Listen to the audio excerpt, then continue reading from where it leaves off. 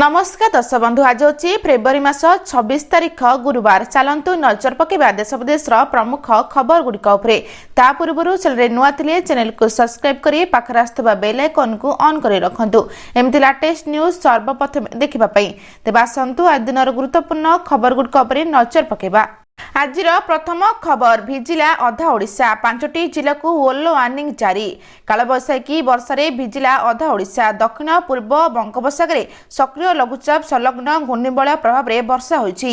गतकाली किछि स्थान में घंटा प्रति 30 ରୁ 40 किमी बेगर पवन बहवा सह झटका पवन भी अनुभूत होइतिला। गोटे भी दुटी स्थान में कुआपथर माड़ होइछि एवं ट्विन सिटी प्रबल वर्षा जो दिन में रातिर भ्रम सृष्टि होता।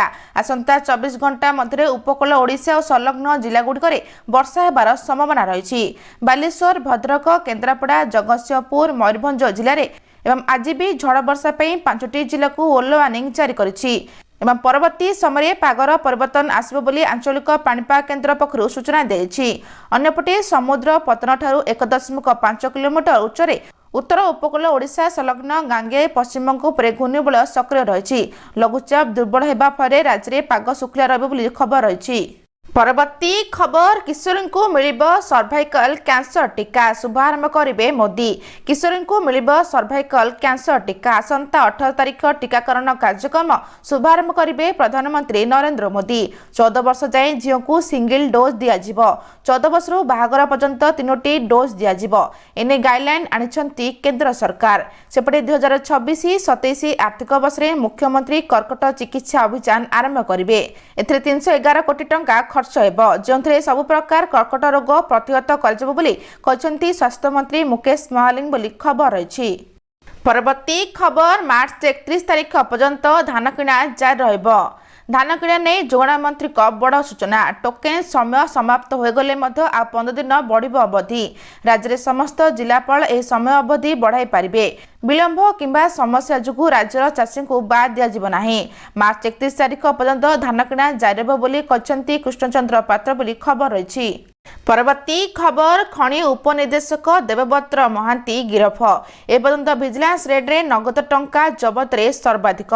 असत धन बढ़े बहुत गलापले जाए मूल सहित शेष में सेया घटी। अन्य टंका साम्राज्य पड़ी जबानिका बंधा होती कुबेर खनि अधिकारी तथा कटक सर्कल खनि उपनिर्देशक देवव्रत महांती। बसत टंकार छिड़ा करते टंकार पहाड़ आउ सही आय बहिर्भूत संपत्ति ठूल अभियोग गिरफ करिछि विजिलेंस। खनि अधिकारी गिरफ नहीं विजिलेंस एसपी को सूचना देछंती एवं एसपी कहते एपर्यंत विजिलेंस रेड नगद टंकार जबत रे सर्वाधिक बोली खबर रही। परवर्ती खबर 31 मार्च रु एते सस्ता होइछिबो खाइबा तेल। केंद्र सरकार कप बड़ घोषणा। केंद्र सरकार गृहिणी और रोषे घर बजेट सहित संघर्ष करथिबा साधारण लोकंक पय एक बड़ आश्वस्तिकर खबर। खाद्य तेलर वर्धित मूल्य को नियंत्रण करने सरकार अंशोधित खाद्य तेल उपरे आमदानी शुल्क को अधा करने को निष्पत्ति नेइछंती।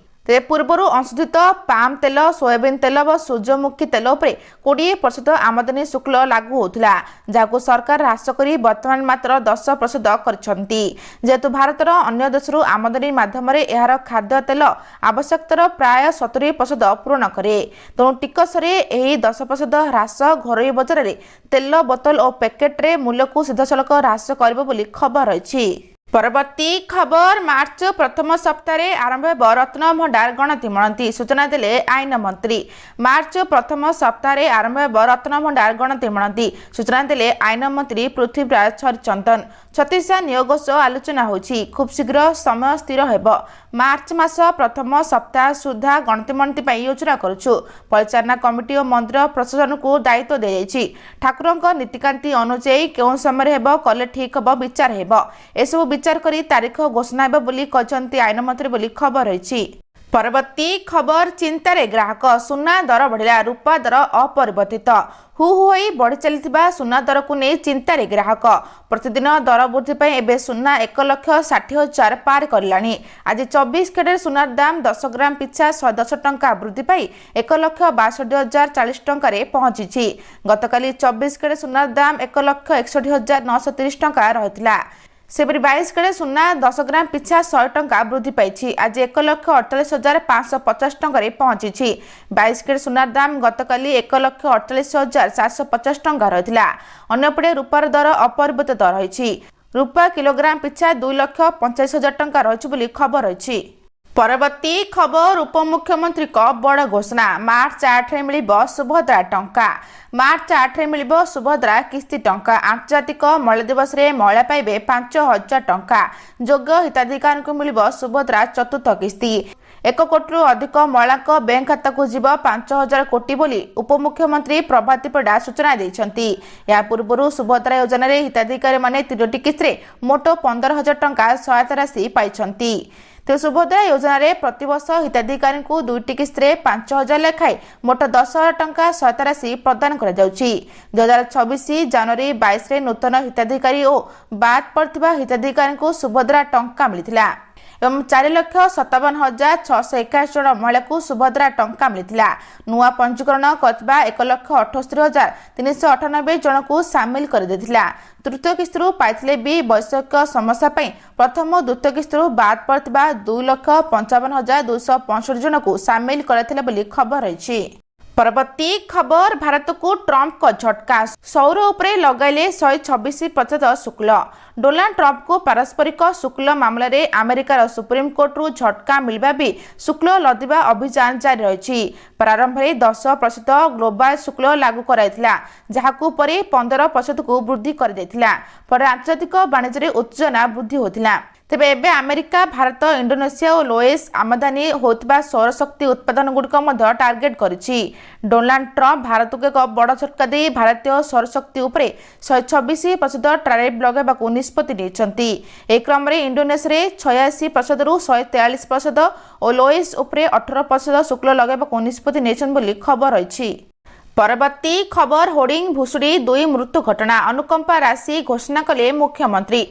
होर्डिंग भुशुड़ी मृत्यु घटना रे 4 लाख लेखाए अनुकंपा राशि घोषणा करिसेंती मुख्यमंत्री मोहन चरण माझी। भुवनेश्वर आइगणिया रे दुखद घटना को ने मुख्यमंत्री शोक प्रकाश करबा सह उभय मृतक टुना गौड़ एवं सचितानंद प्रधान परिवार लोकन को 4 लाख लेखाए देबाकू घोषणा करिसेंती। ए टंका मुख्यमंत्री रिलीफ पांठिरु प्रदान कराजिबाकू मुख्यमंत्री निर्देश देछंती बोली खबर रही।